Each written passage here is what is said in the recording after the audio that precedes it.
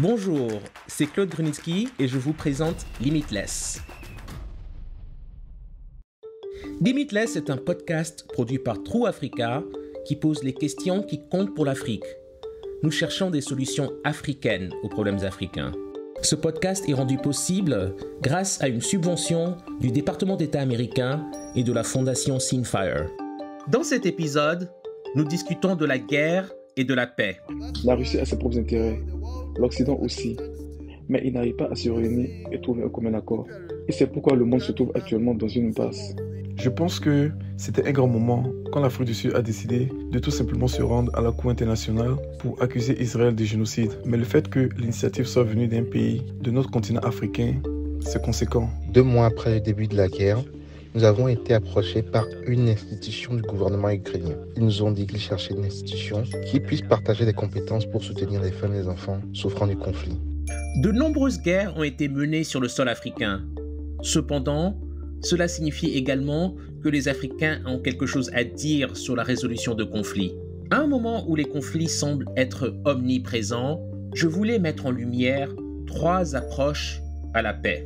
Dans cet épisode, nous plongerons dans l'histoire de l'Afrique pour découvrir des exemples de résolution de conflits, de médiation et de construction de la paix. Cela pourrait nous offrir des perspectives précieuses pour les situations actuelles à Gaza et en Ukraine. Nous parlerons avec des experts, des chercheurs et des acteurs de terrain pour comprendre comment les méthodes africaines de résolution de conflits pourraient être adaptées et mises en œuvre dans ces contextes complexes. Rejoignez-nous pour explorer comment l'expérience de l'Afrique peut éclairer le chemin vers la paix dans des régions du monde qui sont déchirées par la violence et les tensions. Tout d'abord, je voulais aborder cette question de manière plus générale et adopter une approche philosophique. J'ai échangé avec Souleymane Bachir Diagne. Il est l'un des principaux spécialistes de la philosophie islamique et africaine. Il est également professeur à l'Université de Columbia à New York. Je lui ai demandé ce que la philosophie sud-africaine de l'Ubuntu peut nous apprendre sur la construction de la paix. Pensez-vous que les dirigeants des 2 côtés, en Israël et au Hamas, peuvent apprendre du processus africain de vérité et de réconciliation?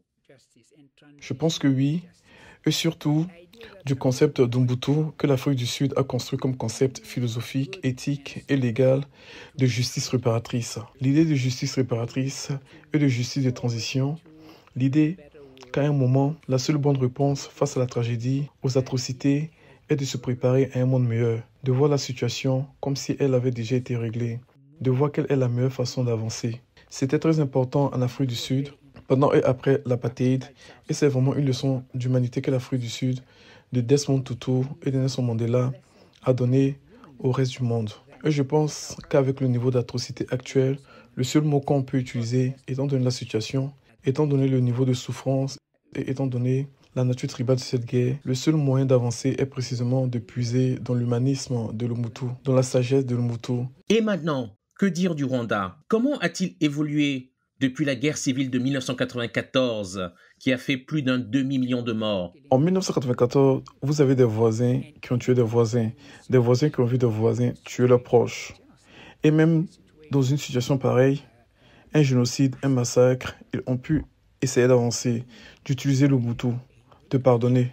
Et pourquoi ne pas nous projeter dans un futur de paix? Et de toute évidence, dans ce futur, il faut que le peuple palestinien et les Israéliens aient chacun leur propre État. Eux soient des citoyens à part entière et non des personnes colonisées, par exemple. Visualisons cela et voyons toutes ces bonnes actions qui nous permettront d'y arriver. C'est la sagesse de l'Ubuntu. Décider qu'à un moment, les actions qu'on doit accomplir aujourd'hui doivent être dictées par le futur dont on a besoin pour avancer, plutôt que par le passé. Parce que sinon, le passé se répétera.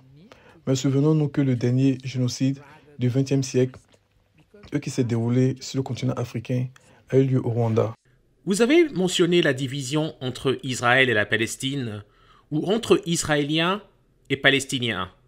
Mais croyez-vous également qu'il existe une division entre Juifs et musulmans, Vous avez quand même beaucoup écrit sur l'histoire et la philosophie de l'islam. Mais historiquement, y a-t-il toujours eu une division? Et dans certains cas, je peux même parler de haine entre juifs et musulmans.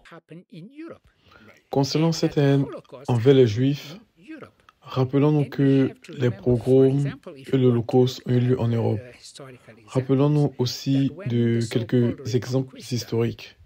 Si on prend l'exemple de ce qu'on appelle Reconquista de l'Andalousie, les musulmans ont été chassés avec les Juifs qui vivaient en Andalousie.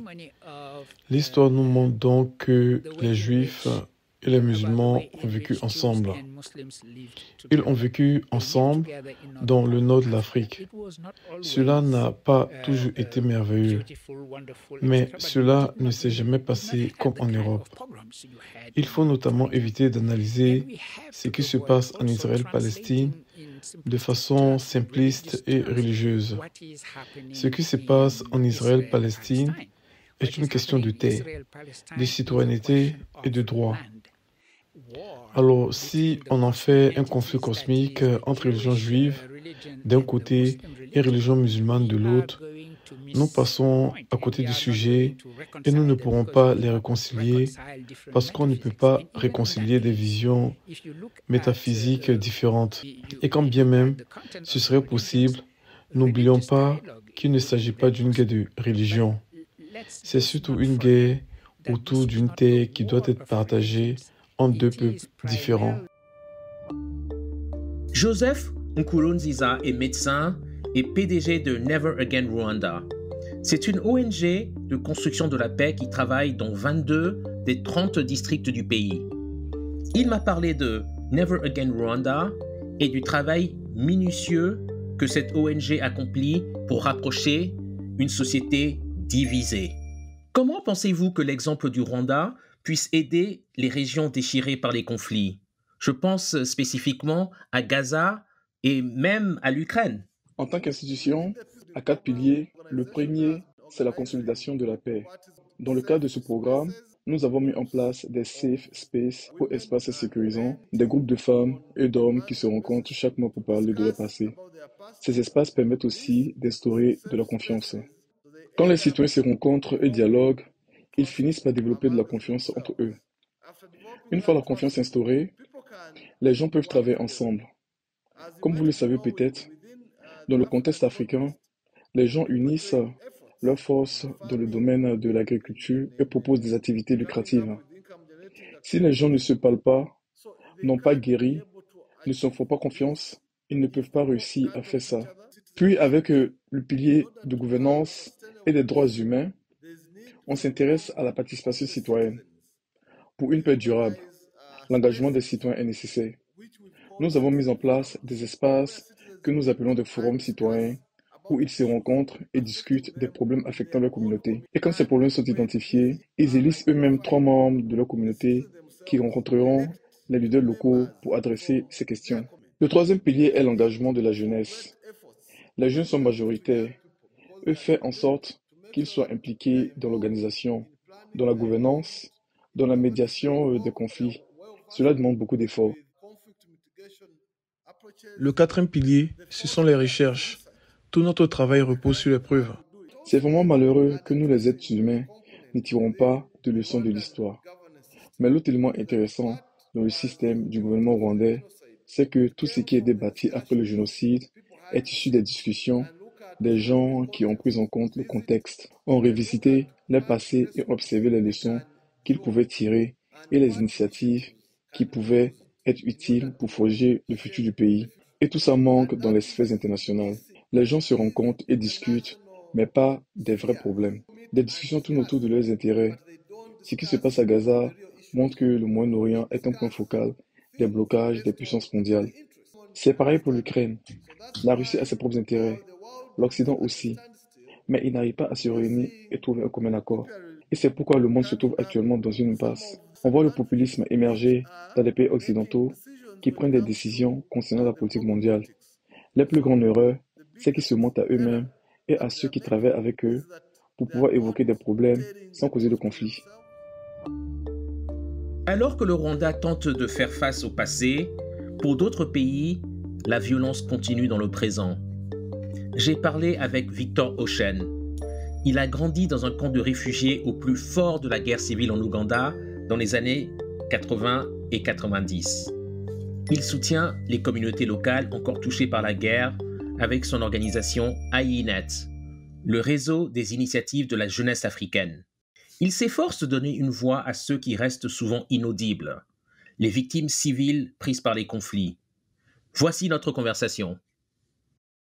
Que pensez-vous de ce que vous avez vu? Est-ce que ce que vous avez pu accomplir en Afrique peut nous enseigner quelque chose sur la manière de faire face aux conséquences de cette guerre en Ukraine et aussi de la guerre à Gaza? Eh bien, la guerre en Ukraine a été dévastatrice pour être honnête. Commençons par l'Ukraine. 2 mois après le début de la guerre, nous avons été approchés par une institution du gouvernement ukrainien. Ils nous ont dit qu'ils cherchaient une institution qui puisse partager des compétences pour soutenir les femmes et les enfants souffrant du conflit. Et malheureusement, ces compétences existent en Afrique, car c'est ce que vit l'Afrique depuis si longtemps. Et dans de nombreuses régions différentes d'Afrique, en Afrique de l'Ouest d'où je viens, mais aussi dans d'autres pays, comme la République démocratique du Congo, le Libéria, et oui, la Sierra Leone. Mon organisation a commencé à organiser des groupes d'experts, des psychologues, des psychiatres issus de différentes régions d'Afrique. Puis nous avons organisé des formations en ligne pour des centaines de psychologues et psychiatres ukrainiens, ainsi que la formation des policiers. On s'est ensuite rendu compte que la nature des atrocités commises à l'encontre des femmes en Ukraine sont les mêmes que celles que l'on retrouve en Ouganda, au Congo et d'autres parties du continent. L'histoire est une arme puissante. Tout dépend de comment et de quand elle est utilisée. Et l'histoire la plus douloureuse se répète quand on échoue à gérer la situation. Que ce soit la guerre constante entre Israël et le Hamas, ou la guerre entre l'Ukraine et la Russie, similaire à la guerre au Soudan, au Congo, elles nous rafraîchissent la mémoire sur ce qu'on a vécu pendant des décennies dans le nord de l'Ouganda. Et c'est aussi très dur pour moi de voir des familles qui hurlent leur douleur parce que des membres de leur famille ont été enlevés. Et pire encore, ça me brise le cœur de voir des civils innocents être tués dans les 2 camps. Mais bien sûr, au final, notre expérience ayant vécu la guerre, nous savons ce que c'est qu'être bombardé. Nous savons ce que c'est qu'être déplacé. Nous savons ce que c'est d'avoir des membres de nos familles enlevés. Pour être honnête avec vous, rien ne me fait plus mal qu'un membre de sa famille qui a été enlevé. Mon propre frère a été enlevé il y a maintenant 20 ans. Et à chaque fois que je vois mon père qui a 83 ans, il n'est pas vraiment sûr qu'il reverra son fils un jour et il attend depuis 20 ans. Je pense que la patience de l'être humain est mise à rude épreuve quand un membre de sa famille est enlevé. Rien n'a de saveur, ni l'eau qu'on boit, ni la nourriture qu'on mange. Manger, boire, se laver, en sachant que son parent n'a peut-être pas mangé ces 3 derniers jours, qu'il est peut-être en train de pleurer ou qu'il est blessé, ce sentiment d'impuissance peut être glaçant. La rage, la douleur, l'impuissance qui consume les entrailles, le sang qui bout en soi, c'est difficile à comprendre. C'est pourquoi certains se disent qu'ils auraient préféré mourir. Il fait partie des 30 000 personnes qui, dans le nord de l'Ouganda, attendent le retour des membres de leur famille enlevés et ne sont jamais revenus. La guerre, c'est vraiment mauvais. Mais la guerre qui conduit à l'enlèvement de civils innocents, d'enfants, de yeux et de faibles, je crois que personne, peu importe la raison, ne devrait penser qu'il s'agit d'une bonne guerre. Alors, pour moi, le monde peut apprendre beaucoup de l'Afrique. On n'offre pas des armes. On ne peut offrir que notre expérience. Ce qu'on a vécu dans le nord de l'Ouganda se passe à Gaza, en Israël, en Ukraine. Ça me brise le cœur de voir tout ce qu'on aurait pu éviter se produire de nouveau. Merci à tous nos invités. Le progrès vers la paix est toujours possible, même lorsque la situation est sombre. Seule la vérité, le dialogue honnête et le compromis à tous les niveaux permettront de guérir les sociétés divisées. Que ce soit en Ukraine ou à Gaza, chaque situation est différente et complexe. Mais espérons que ces Africains qui forgent la paix offriront une inspiration au monde entier. Merci pour votre écoute. Vous pouvez écouter ce podcast sur toutes les bonnes plateformes et sur www.trueafrica.co/limitless. Ce podcast est rendu possible grâce à une subvention du département d'État américain et de la fondation Seenfire.